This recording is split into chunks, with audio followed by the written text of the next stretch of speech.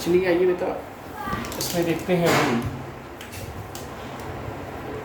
अपने second lecture में catalyst, ठीक है ना बेटा, कैटलिस्ट या कैटालिसिस भी बोल सकते हैं। कैटालिसिस फिनोमेना है और कैटालिस्ट भी है। तो देखिए कैटालिस्ट क्या होते हैं। कैटालिस्ट क्या होते हैं? द फिनोमेना ऑफ या अ सब्सटेंस, कोई भी ऐसा substance, a substance which alter a substance which alter the rate of reaction। कोई ऐसा सब्सटेंस बेटा, कोई ऐसा सब्सटेंस जो रेट ऑफ रिएक्शन को अल्टर करता है, which alter the rate of reaction, चाहो तो यहाँ पर केमिकल रिएक्शन भी लिख सकते हैं।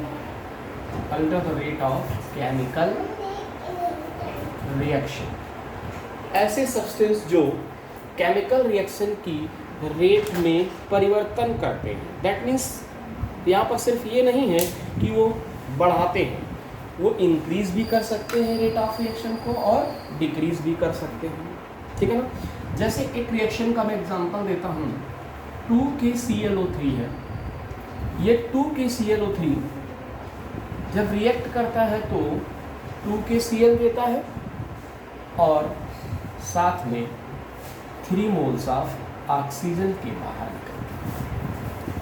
लेकिन अगर इसी रिएक्शन को हम, तो ये रिएक्शन स्लो होती है नॉर्मली, लेकिन यदि इसी रिएक्शन पर हम क्या करते हैं, 2KClO3 को MnO2 की प्रेजेंस में कराएं तो 2KCl और 3O2, जो ये रिएक्शन स्लो थी, ये रिएक्शन कैसी हो जाती है, फास्ट। मतलब कहने का कि इस कैटलिस्ट ने रेट ऑफ रिएक्शन को बढ़ा दिया। 2KCl बनने की जो रेट थी, जो दर थी, वो क्या हो गई, इंक्रीज कर दी। तो ऐसे सब्सटेंस जो किसी केमिकल रिएक्शन की रेट को इंक्रीज या डिक्रीज करते हैं, वन वर्ड में बोलेंगे तो अल्टर करते हैं रेट ऑफ रिएक्शन को, उन्हें हम क्या बोलते हैं बेटा, उन्हें ही हम बोलते हैं कैटलिस्ट। क्लियर हो गई यहाँ तक बात? ऐसे और भी एग्जाम्पल आप दे सकते हैं। एग्जाम्पल नंबर 2 में suppose that N2 plus 3H2 gives out 2NH3, ammonia बनती है। इस अमोनिया बनने की रेट को इंक्रीज करने के लिए हम क्या करते हैं, यहाँ पर एक कैटलिस्ट ले लेते हैं, आयरन Fe की प्रेजेंस में इस कैटलिस्ट, इस रिएक्शन की रेट क्या करती है, इंक्रीज कर जाती है। तो यहाँ पर आयरन क्या है, कैटलिस्ट है। क्लियर? वैसे इस रिएक्शन में एक प्रमोटर भी यूज होता है, जिसे हम मॉलिब्डेनम कहते हैं। उसकी बात हम बाद में करेंगे कि क्या होते हैं प्रमोटर। तो बेटा अ सब्सटेंस, थोड़ा सा और अगर हम डिस्क्राइब करके रिएक्शन इसकी डेफिनेशन को बोलेंगे तो हम बोल सकते हैं a substance which alter the rate of a chemical reaction without itself undergoing any change in mass and the chemical composition of the end of the reaction is called catalyst। कहने का ये मतलब है, अब ये डेफिनेशन में हमने क्या चेंजेस किए, मतलब कहने का कि ऐसे केमिकल सब्सटेंस जो किसी केमिकल रिएक्शन की रेट को इंक्रीज करते हैं और इंक्रीज करने के साथ साथ उनसे जो प्रोडक्ट बनता है, उनके मास में, उनके केमिकल कंपोजिशन में, चाहे वो विदाउट कैटलिस्ट बनाए जाएं या कैटलिस्ट के साथ बनाए जाएं, उनके प्रोडक्ट में कोई चेंजेस ना आए और बिना प्रोडक्ट में चेंजेस लाए ही रेट ऑफ रिएक्शन को अगर बढ़ा देते हैं तो इनको हम कैटलिस्ट बोलते हैं। ओके, तो ये है कैटलिस्ट, ठीक है ना। और इस फिनोमेना को एंड दिस फिनोमेना, और इस फिनोमेना को कॉल्ड कैटालिसिस, और इस फिनोमेना को कैटालिसिस बोलते हैं। क्लियर हो गई बात? चलिए, तो अब बात करते हैं हम लोग इसके बाद पॉजिटिव और नेगेटिव कैटालिसिस के टाइप की बात करते हैं कि कैटालिस्ट या कैटालिसिस कितनी तरह की होती है। तो देखिए जरा, ये जो कैटालिसिस है, ये कैटालिसिस दो तरह की है। कैसे दो तरह की है देखिए जरा। एक होती है पॉजिटिव कैटालिसिस,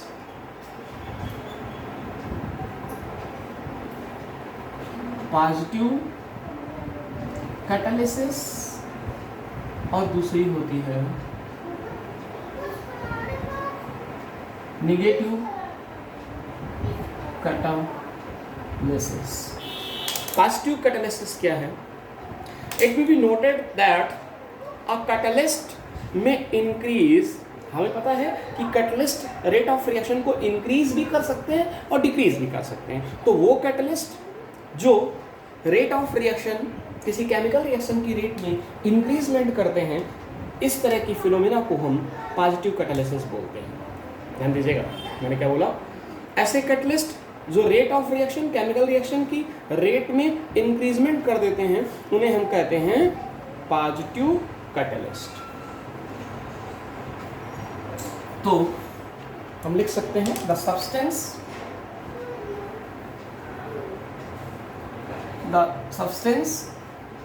या कैटलिस्ट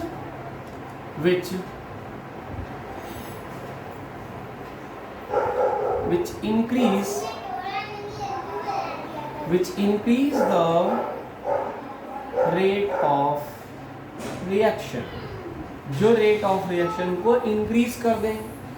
और इसमें सेम चीज जैसे ये लिखना, विच डिक्रीज, क्या कर दें? जो क्या कर दें बेटा? घटा दें।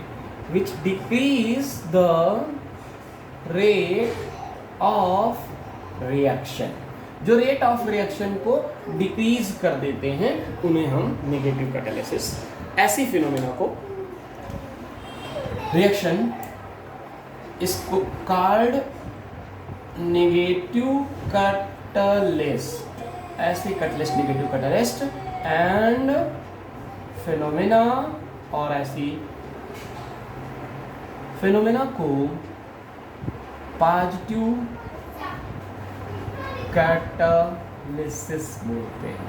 इसी तरह से ये फिनोमेना क्या कहलाती है?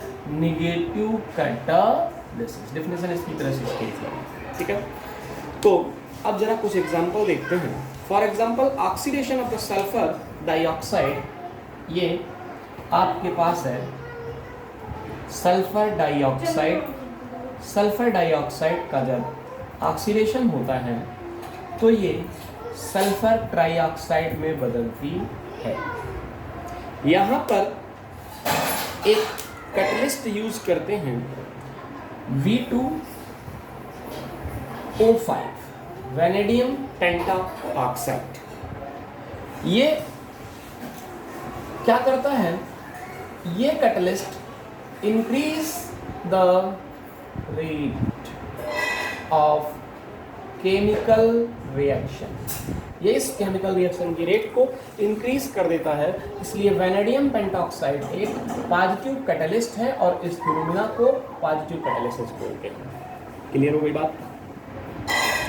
इसी तरह से